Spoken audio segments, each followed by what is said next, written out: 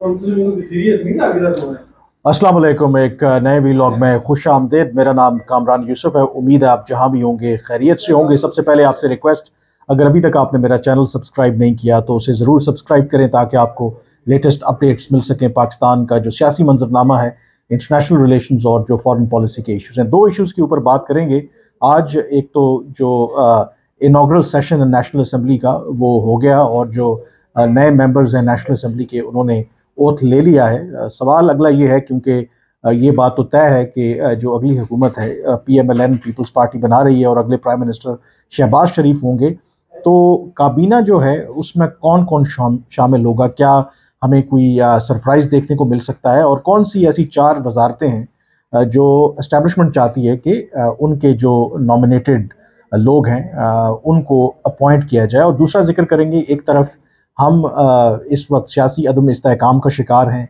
हमारी मईशत का कोई पता नहीं है, तो जो हमारा पड़ोसी मुल्क भारत है, वहाँ के जो नंबर्स आए हैं, जो GDP ग्रोथ है तीसरे क्वार्टर की, वो तमाम जो एक्सपेक्टेशंस हैं उससे कहीं ज़्यादा रही है। तो वो क्या नंबर्स हैं वो भी शेयर करेंगे। लेकिन आगाज़ करेंगे क्योंकि आज से बाकायदा तौर पर आप कह सकते हैं कि जो वफाकी हुकूमत की जो फॉर्मेशन है उसका फॉर्मल आगाज़ हो गया है, क्योंकि नेशनल असम्बली का बिलाखिर जो इनाग्रल सेशन है वो हो गया।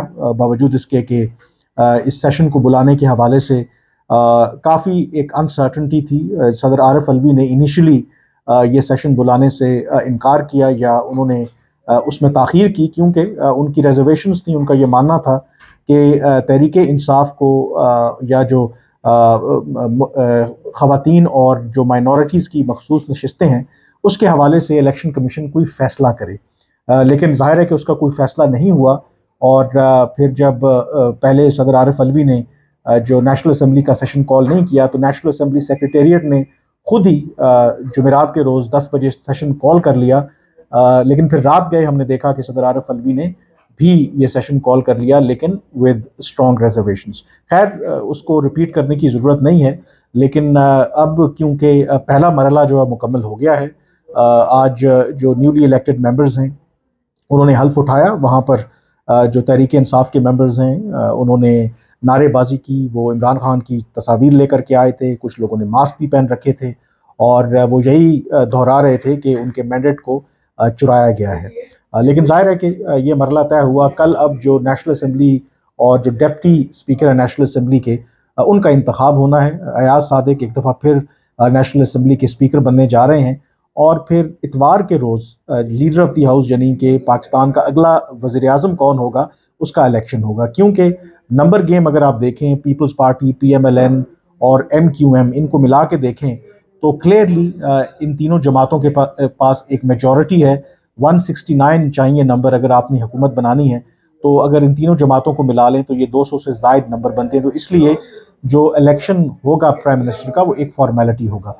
सवाल सबसे इम्पोर्टेंट ये है कि क्या जो वफाकी काबीना बनेगी उसमें कौन कौन शामिल हो रहा है, क्या नाम अभी तक फाइनल किए जा चुके हैं, उसमें नवाज शरीफ का कितना रोल होगा, एस्टैब्लिशमेंट क्या चाहती है। तो बिहाइंड द सीन ऑब्वियसली जो PMLN की जो क़यादत है, लीडरशिप है, वो इसके ऊपर भी काम कर रही है। क्योंकि जैसे ही शहबाज शरीफ प्राइम मिनिस्टर इलेक्ट होंगे तो जो पहला बैच है वज़रा का, वो उसी रोज़ ही वो हलफ ले लेगा।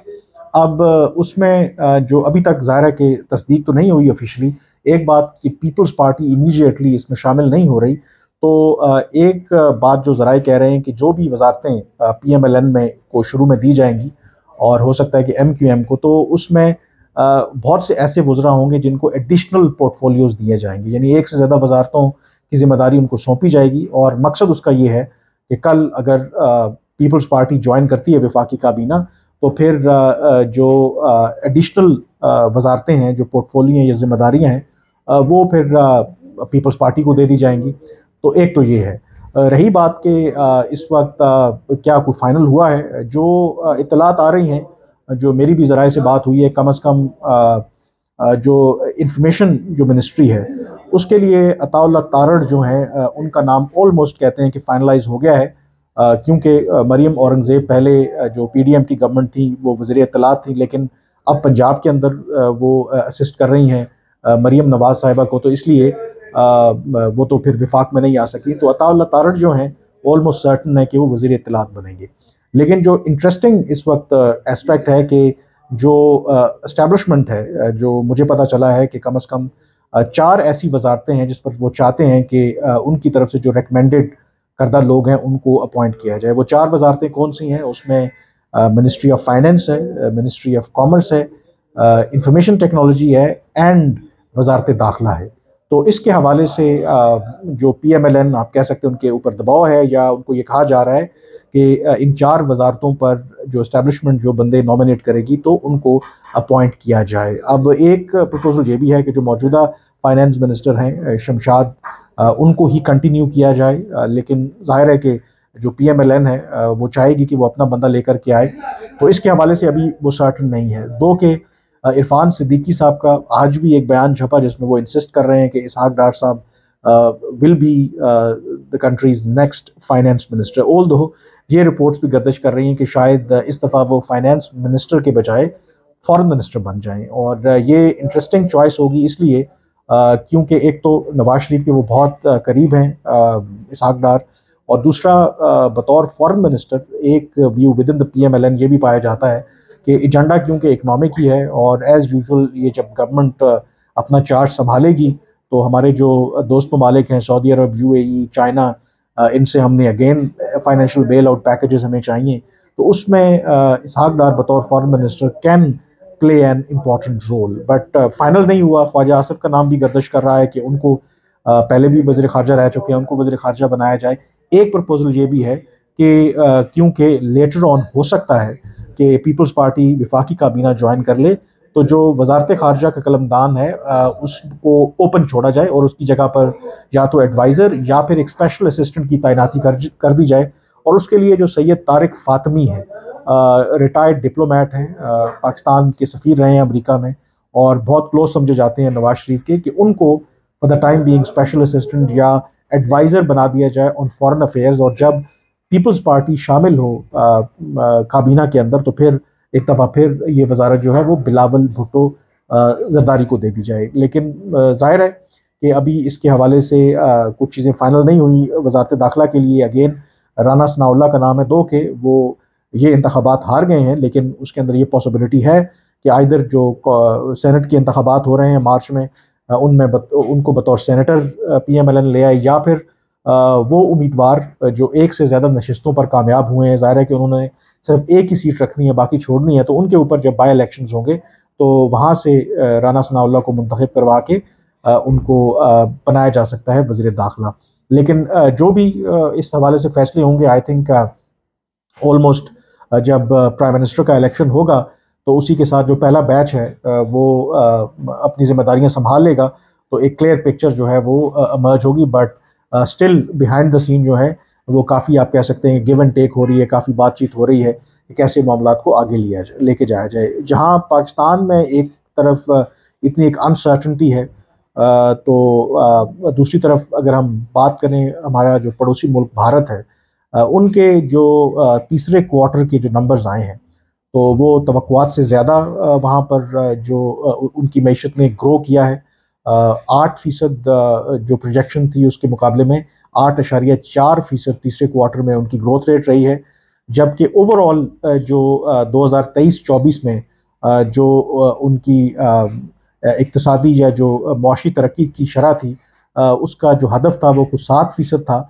लेकिन अब ये कहा जा रहा है कि जो रिवाइज प्रोजेक्शन सामने आई हैं उसमें 7.6% तक उनकी जो GDP ग्रोथ है वो रहने का इम्कान है। तो आप इमेजिन करें, क्योंकि अब इलेक्शन का साल है भारत के अंदर भी, मार्च में जो मौजूदा गवर्नमेंट है उनका टेन्योर ख़त्म हो जाएगा और फिर अप्रैल से लेकर मई तक जो है ना डिफरेंट फेजेस में वहाँ पर आम इंतखाबात होने हैं। और गिवन जो करंट सिचुएशन है उसमें ये कोई हैरान कुन बात नहीं होगी कि अगर तीसरी मरतबा लगातार जो मौजूदा प्राइम मिनिस्टर हैं भारत के नरेंद्र मोदी, वो प्राइम मिनिस्टर मुंतखब होकर के आ जाएं। और यही वजह है कि जब आपके मुल्क में एक पॉलिटिकल स्टेबिलिटी होती है, ऐसा नहीं है कि भारत के अंदर इश्यूज़ नहीं है, बहुत से वहाँ पर इश्यूज़ हैं, बट अगर आपके मुल्क में एक कंसिस्टेंसी होती है तो यकीनी तौर पर उसके जो समरात हैं वो फिर आना शुरू हो जाते हैं। अब्बास नासिर साहब, रिनाउंड जर्नलिस्ट, उन्होंने एक आज ट्वीट किया था जब पाकिस्तान में इनॉग्रल सेशन हो रहा था, तो उसमें उन्होंने एक बड़ा अच्छा एक कंपैरिजन भी दिया, और जो आने वाली गवर्नमेंट है, जो आने वाले फाइनेंस मिनिस्टर हैं, तो उन्होंने एग्जांपल दी कि कैसे अर्ली 90s में जब मनमोहन सिंह वज़ीर ख़जाना बने भारत के, तो उस वक्त भारत भी इसी तरह के मसाइल से दो चार था। उनके ख़जाने में पैसे नहीं थे, ज़र मुबादला के ज़खायर ऑलमोस्ट डेड लेवल पर पहुँच चुके थे, दिवालिया होने के करीब थे। फिर वाहिद वो टाइम था जब भारत IMF के प्रोग्राम में गया, बेल आउट पैकेज लिया, और उन्होंने पहली मरतबा लेसन लर्न किया, जो मईशत को डीरेगुलेट किया, और जो भी इकनॉमिक रिफॉर्म्स इनिशिएट की गई उस वक्त, बाद में आने वाली तमाम जमातों ने, इर्रिस्पेक्टिव वो बीजेपी से थे या कांग्रेस से थे, उनको उन्होंने ओन किया।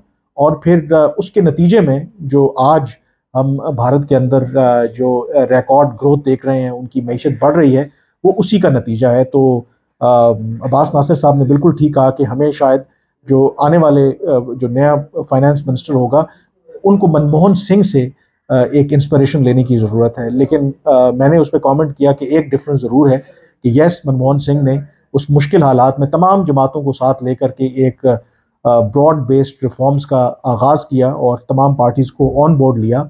लेकिन पाकिस्तान के केस में प्रॉब्लम ये है कि आपने पॉलिटिकल पार्टीज़ को तो भी ऑन बोर्ड तो लेना है, लेकिन इंडिया में आपको पता ही है, दिल्ली में कोई पिंडी नहीं है, यानी कि वहाँ पे एस्टेब्लिशमेंट नहीं है जहाँ के उनको भी आपको ऑन बोर्ड लेना पड़े। तो जो भी पाकिस्तान के अगर अंदर ऐसा फाइनेंस मिनिस्टर आता है, इस तरह का अगर कोई बाई पार्टीजन कंसेंसस करने की कोशिश भी करे, तो एक बहुत बड़ा चैलेंज होगा कि जो तमाम जो स्टेक होल्डर्स हैं उनको भी ऑन बोर्ड लिया जाए। बट नेवरदलेस आई थिंक अब जो हमारी सूरत हाल है, failure is not an option. So let's see, ये जो गवर्नमेंट आ रही है, एक एडवांटेज इनको ये ज़रूर हो सकता है कि इस दफ़ा इनसे लीस्ट एक्सपेक्टेशंस हैं। लोगों का यही ख्याल है कि माजी के तजुर्बात को सामने रखते हुए, the way they are unpopular on the streets, तो शायद इनसे कोई अच्छे की तवक्को नहीं है।